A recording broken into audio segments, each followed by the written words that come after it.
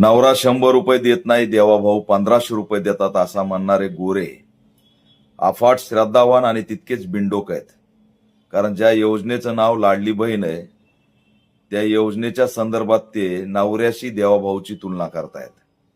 एवढा बिंडोकपणा करणारा नेता मिळावा हे महाराष्ट्राचं दुर्दैव आहे. आणि देवाभाऊ काय स्वतःच्या खिशातून 1500 रुपये देत नाहीत. देवाभाऊ हे दलित आदिवासींचा निधी लुटून जवळपास 10,000 कोटी सामाजिक न्याय आणि आदिवासी विभागाचे लुटून लाडली बहीण योजनेला दिले जात आहेत. त्याच्यामुळे दलितांचा आणि आदिवासींचा घास काढायचा आणि लाडली बहीण योजनेला द्यायचा आणि पुन्हा देवाभाऊ उपकार करतोय म्हणून सांगायचं, हे दुर्दैव आहे. हे या गोरेंनी लक्षात घेतलं पाहिजे.